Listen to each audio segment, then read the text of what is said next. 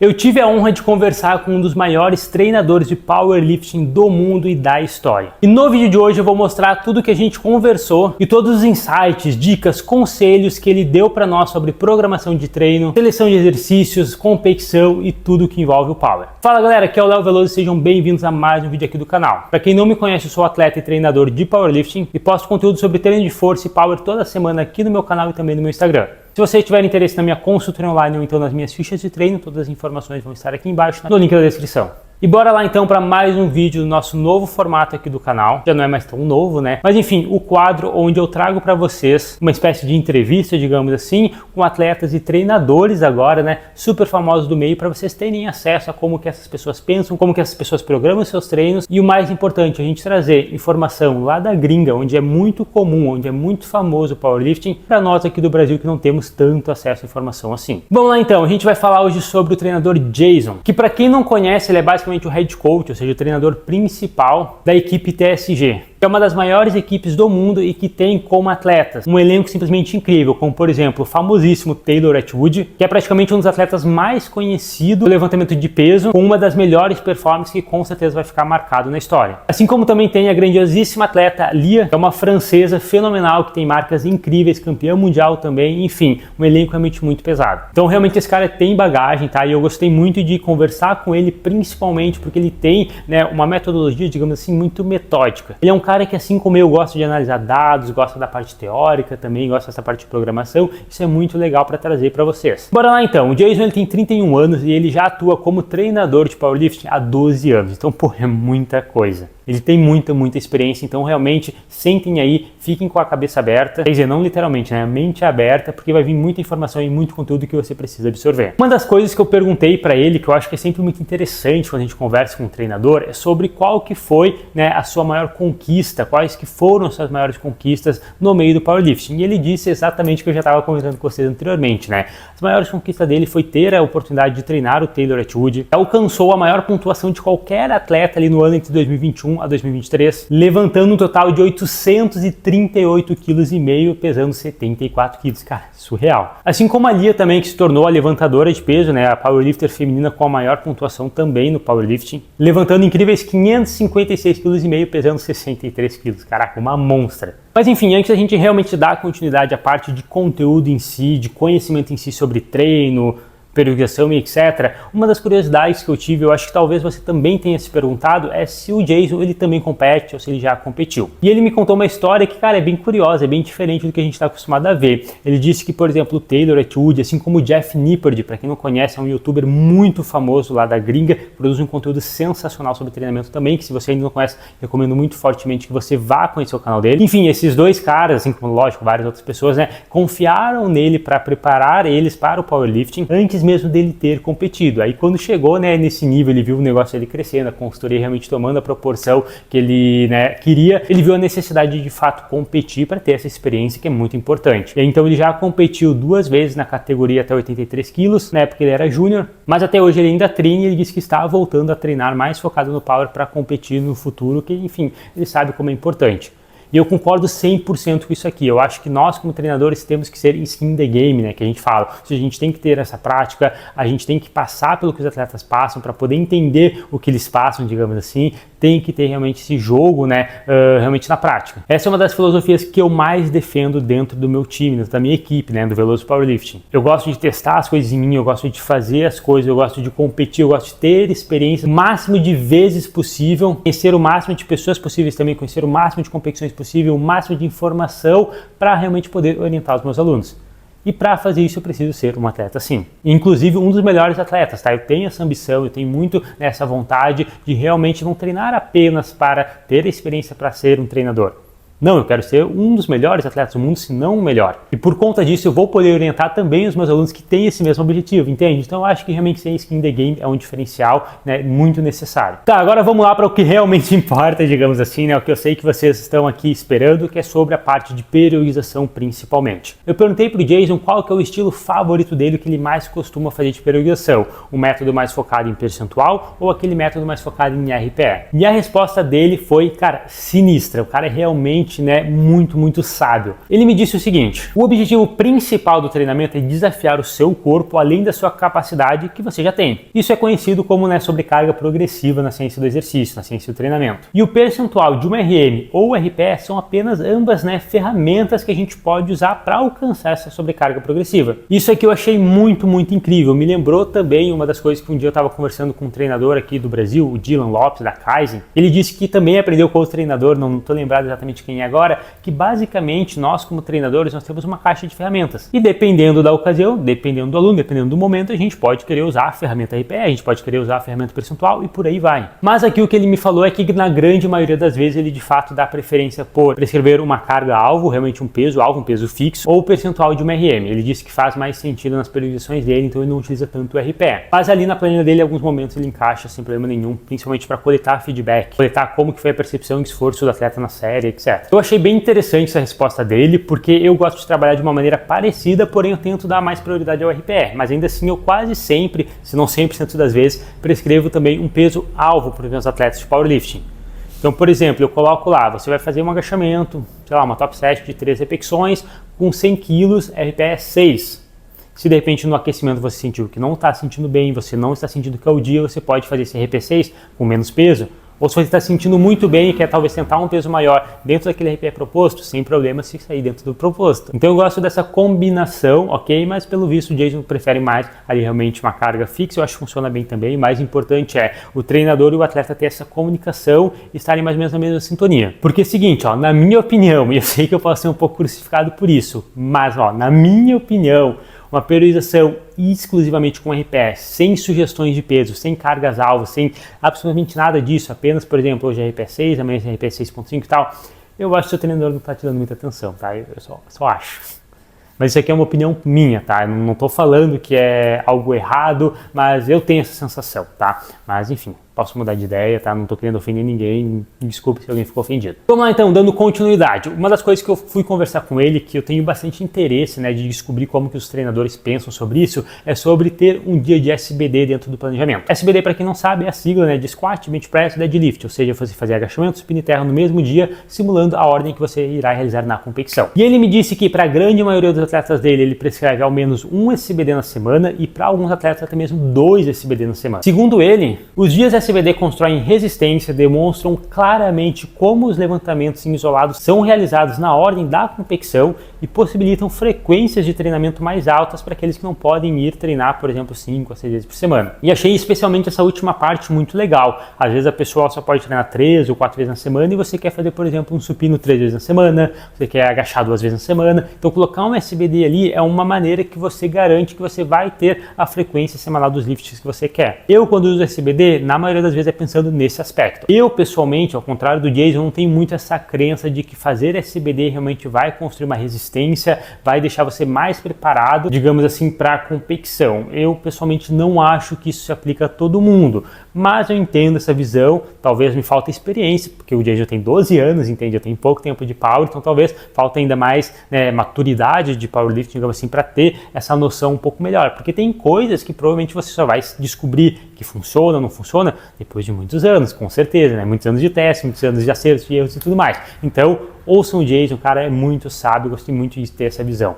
Já comecei a pensar o SBD também, né, de uma maneira um pouquinho diferente. Agora vamos para uma parte mais específica de treino, ok? Eu perguntei para ele o que ele acha que existe como maior diferença, digamos assim, na programação de treino, na periodização, na estratégia de treino entre levantadores que realizam levantamento terra sumô e levantamento terra convencional.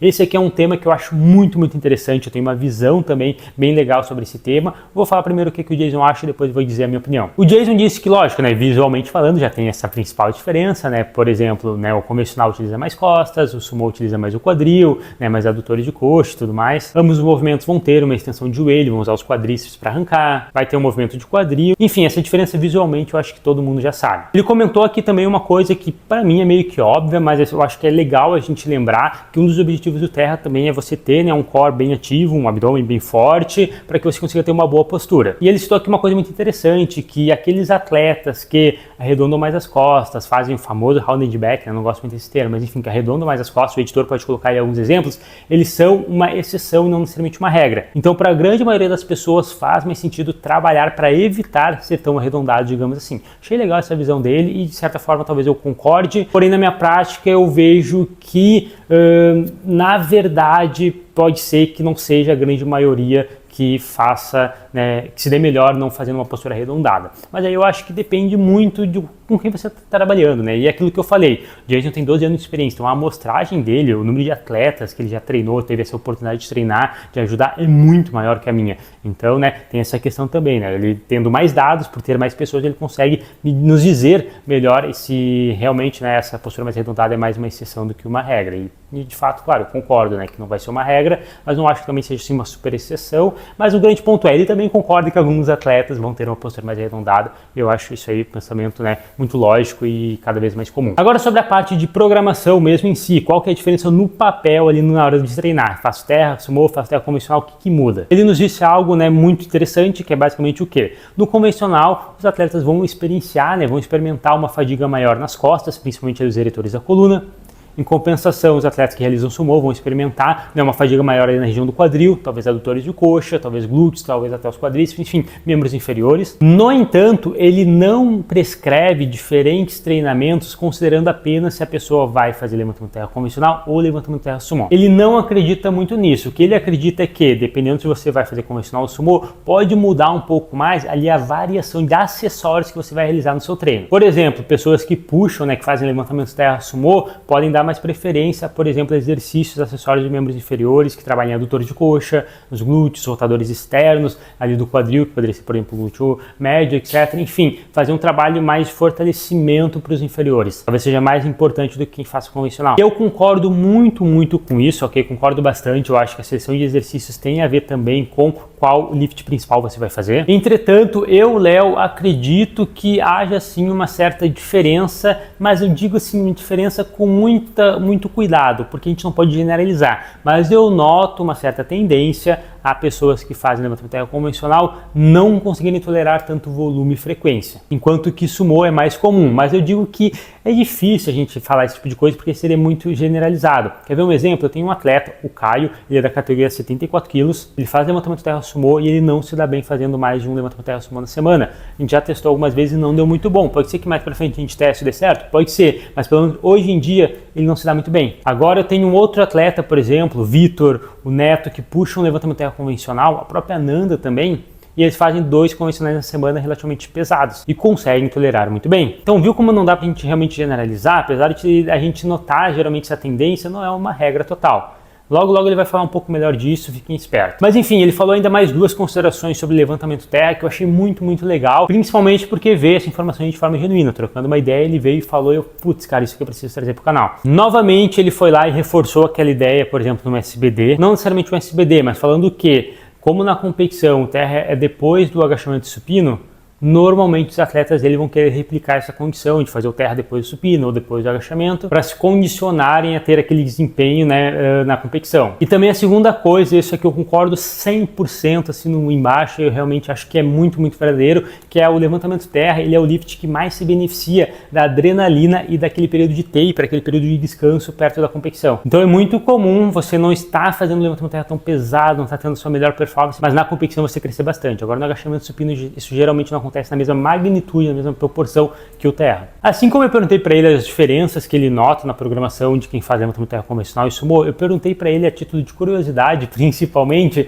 qual que é a diferença que ele observa entre treinamentos de homens e mulheres, atleta masculino, atleta feminino, etc. E nossa, a resposta dele é uma coisa que eu já pensava, só que eu não sabia como descrever, digamos assim, sabe aquela ideia que tu sabe, que tu concorda, só que tu não sabe como formular ela? Cara, ele é muito inteligente. Se liga só o que ele falou. Existem ideias por aí no treinamento que as atletas femininas podem tolerar mais volume ou intensidade que os homens. Só que é muito possível que uma abordagem de volume alto e de intensidade alta também pode causar danos a certas atletas femininas. Então não é necessariamente uma regra. Então o Jason reforça aqui que ele não acredita nessas generalizações amplas onde toda mulher vai responder de um jeito e todo homem vai responder de outro jeito. Em vez disso, ele acredita que a gente deve considerar de fato a individualidade da pessoa. Cada pessoa é diferente. é importante a gente considerar, por exemplo, estilo de vida, psicologia, nutrição, anatomia, biomecânica, fisiologia, objetivos que a pessoa tem, o quão sério ela leva o treinamento e diversos outros fatores. Isso é muito mais relevante para o volume que você vai fazer, a intensidade que você vai fazer, a periodização que você vai fazer, a programação que você vai fazer, do que simplesmente ser homem ou mulher, entende? A diferença que ele realmente vê como principal e significativa entre os homens e mulheres seria em relação ao ciclo menstrual, e dependendo da idade até mesmo menopausa. Então as mulheres têm que lidar com essas coisas. E ele me disse que há uma ideia popular aí, que realmente eu também já ouvi falar bastante, que durante ali, por exemplo, o período de menstruação, as mulheres perdem desempenho, tem que treinar mais leve ou algo assim. Só que ele reforça o que eu também já vi na minha consultoria, que é o quê? Cada mulher vai responder de uma maneira diferente ao ciclo menstrual. E se vai ter alguma alteração no desempenho ou não, também depende da resposta individual da mulher. A gente não pode generalizar. Caso a mulher, por exemplo, sinta uma perda de performance durante a menstruação, o que ele faz é não prescrever necessariamente treinos leves, e sim ensinar essa mulher, por exemplo, a utilizar a autorregulação nos seus treinos.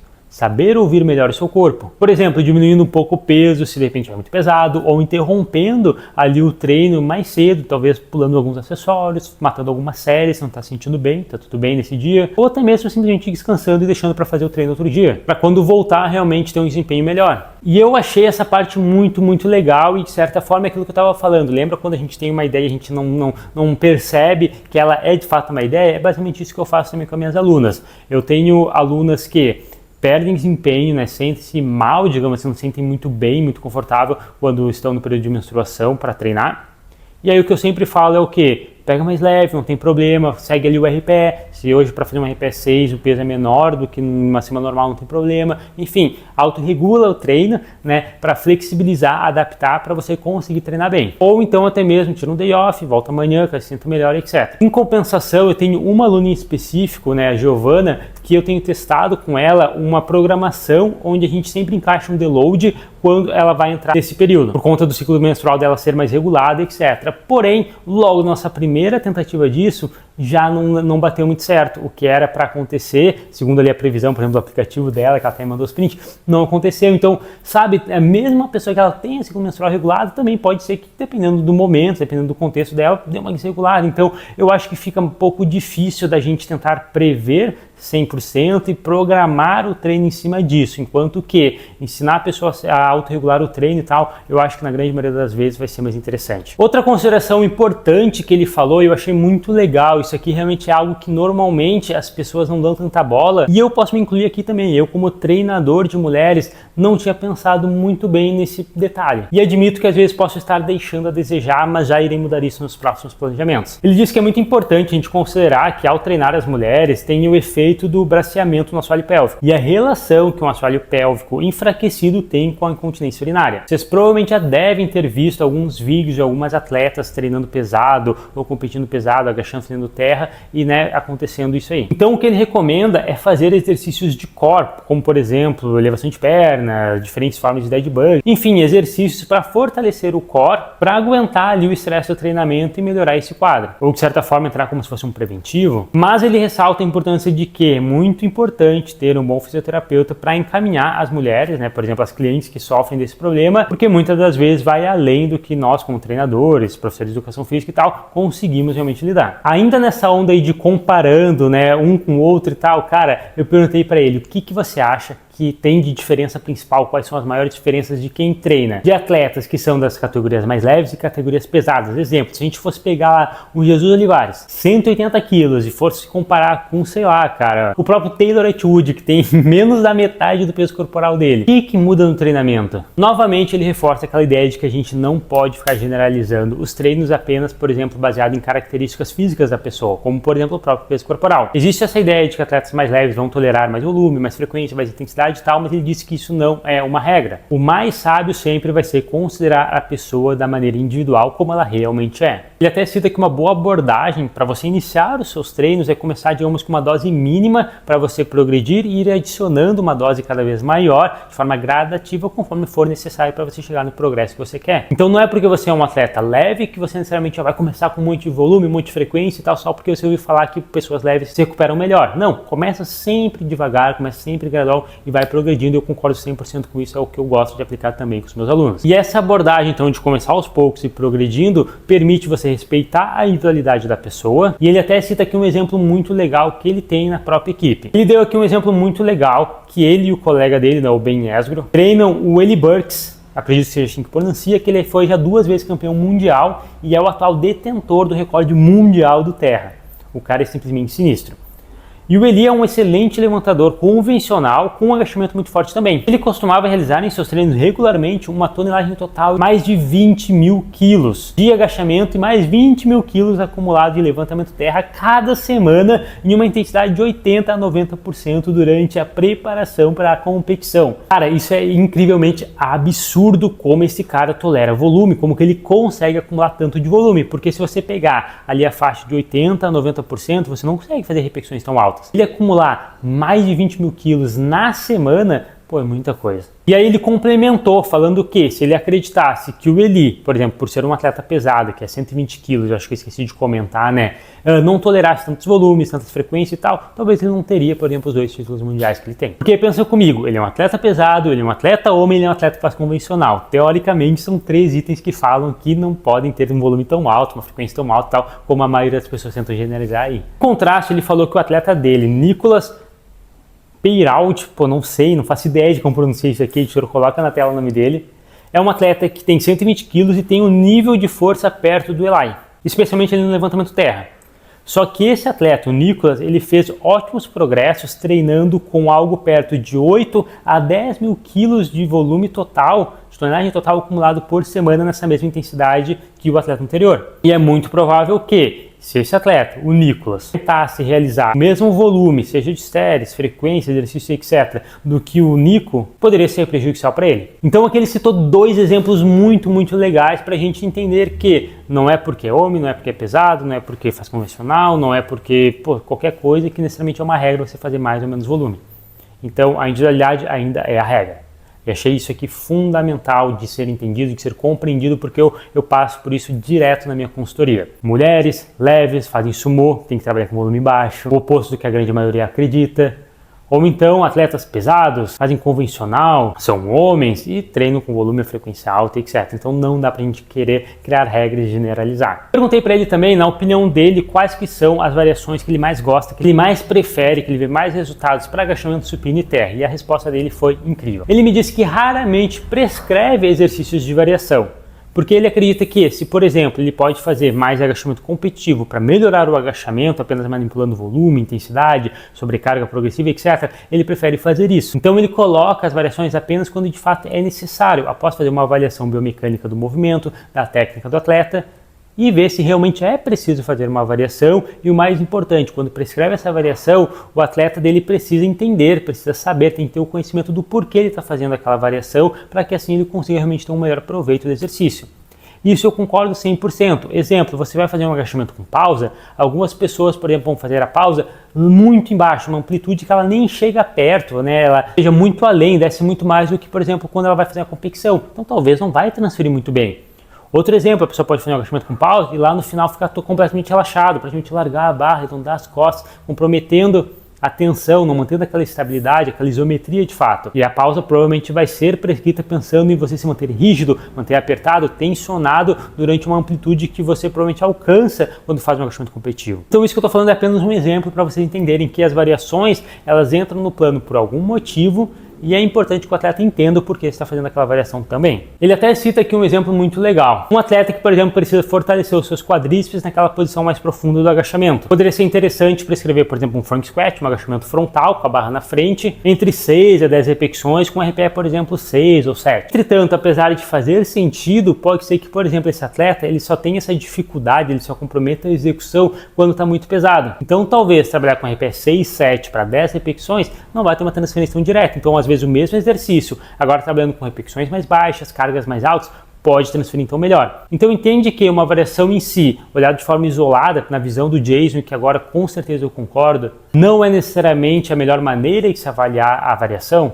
existe o contexto por trás dela, isso aqui é muito legal de ser trazido para vocês. Mas além disso, ele me citou também algumas variações que gosta, ele falou que ele gosta da SSB, né, a Safety Squat Bar, para manejar, por exemplo, lesões, a pessoa teve uma lesão no ombro, cotovelo e tal, pode tornar o agachamento mais confortável. Ele cita também o agachamento tempo com a descida lenta, ou então o pin squat, aquele agachamento onde você agacha e encosta nas travas, como limitador de amplitude, por exemplo, para controlar e contornar um momento de lesão. O supino, ele mencionou que gosta bastante da utilização daquela barra de multi-grip, digamos assim, né, multi-pegadas, para também manejar lesões. Supino com pegada fechada para quando você quer fortalecer mais os tríceps e os deltoides anteriores. E o supino sem arco, acredito eu que seja aquele supino fit-up, né, com os pés no banco, para diminuir o arco e aumentar a amplitude e, consequentemente, talvez trabalhar mais a hipertrofia dos peitorais. Mas, novamente, ele reforça, as variações devem ser utilizadas quando necessário. E muitas delas vão ser utilizadas mais para contornar dores e lesões. No levantamento terra, ele disse que o levantamento terra em déficit, ou então o levantamento terra com a barra hexagonal, aquela trap bar, podem ser bem interessantes para treinar aquela arrancada do movimento. O levantamento terra com pausa pode ser legal para treinar a técnica, você conseguir se manter mais vertical no movimento e isso favorecer o seu lockout, favorecer a sua performance, etc. Ele também comenta sobre o levantamento terra nos blocos, digamos assim, trabalhando mais ali a região do lockout para tentar melhorar mais o lockout.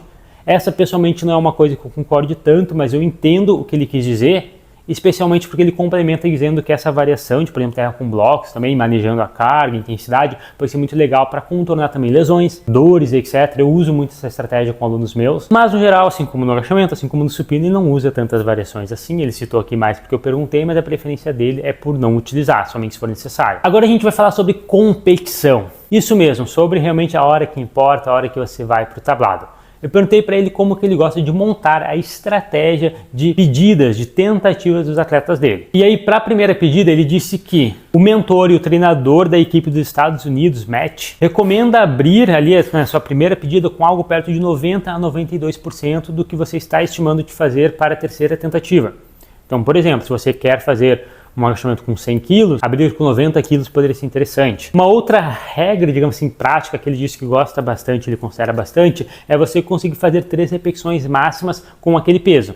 Então você abrir com uma carga que seja algo perto de 90% a 92% do que você quer colocar como terceira pedida e que você consiga fazer ali com um bom padrão técnico dentro da competição, por exemplo, no padrão competitivo, técnica limpa, etc., até 3 repetições. E é por isso que ele diz que frequentemente a gente vai ver os atletas da equipe dele, né, do TSG, realizando unwraps, ou seja, o máximo de repetições possíveis perto de competição, porque ele vai conseguir então entender um pouco melhor qual que é o peso que a pessoa conseguiria fazer 3 repetições e vai colocar isso ali mais ou menos para sua primeira pedida. Achei essa estratégia muito legal e realmente eu já vi os atletas dele fazendo unwrap e eu não entendia muito bem. E agora para mim faz mais sentido. Apesar de que eu geralmente vejo os atletas dele fazendo isso mais no off-season, perto de competição, eu agora pelo menos não estou lembrado, entende? Mas se ele disse que faz, é porque ele provavelmente faz, né? Com certeza no caso. Uma estratégia bem interessante. Mas isso que ele falou pode variar, porque eu perguntei para ele, né? Pô, mas isso é uma regra para todos os lifts? Ou você acha que varia dependendo do lift? Ele disse que pro agachamento essa regra, digamos assim, de fazer 3 repetições máximas funciona muito bem. Pro supino, ele disse que é difícil a gente abrir com uma carga que a gente faz 3 repetições máximas, porque tem uma fadiga muito rápida nos músculos no supino quando a gente está treinando pesado. Então poderíamos utilizar talvez 2 repetições máximas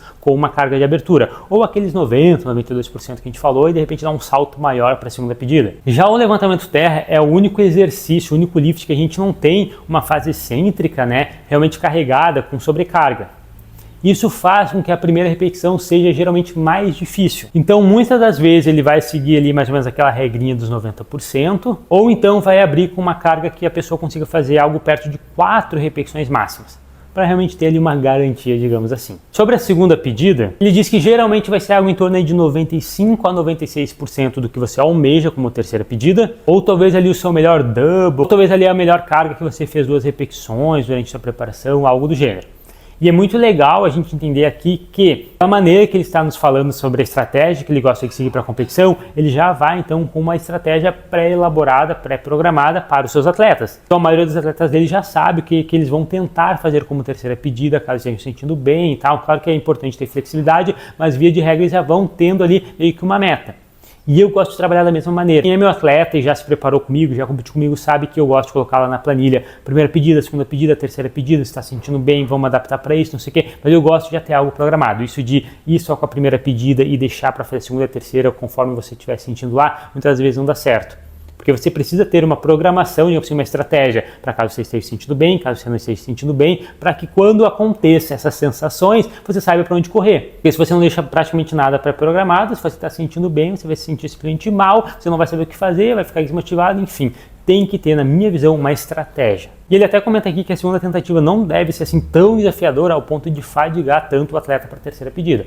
Tem que ser ainda assim um peso seguro, mas também não tão leve ao ponto de, por exemplo, você, atleta, treinador e tal, não conseguirem ter uma noção muito boa da terceira pedida, porque tipo assim, sobrou muito, ficou muito leve. Em relação justamente à terceira pedida, aqui ele me trouxe, cara, um dado muito legal, que eu inclusive já comecei a mudar ainda mais a minha mentalidade para as estratégias de competições minha e dos meus atletas. Ele disse que as taxas de falha nas terceiras tentativas no powerlifting surpreendem ele. Ele disse que estava analisando as taxas de sucesso dos clientes dele. No ano passado, eles tiveram mais de 90% de sucesso em todas as suas terceiras tentativas. Por outro lado, no Campeonato Mundial da IPF de 2022, ele me trouxe esse dado aqui de 2022, mas provavelmente 2023 deve ser similar, os atletas tiveram sucesso em apenas 55% de todas as suas terceiras tentativas no campeonato. Mandou uma pergunta aqui para a gente refletir.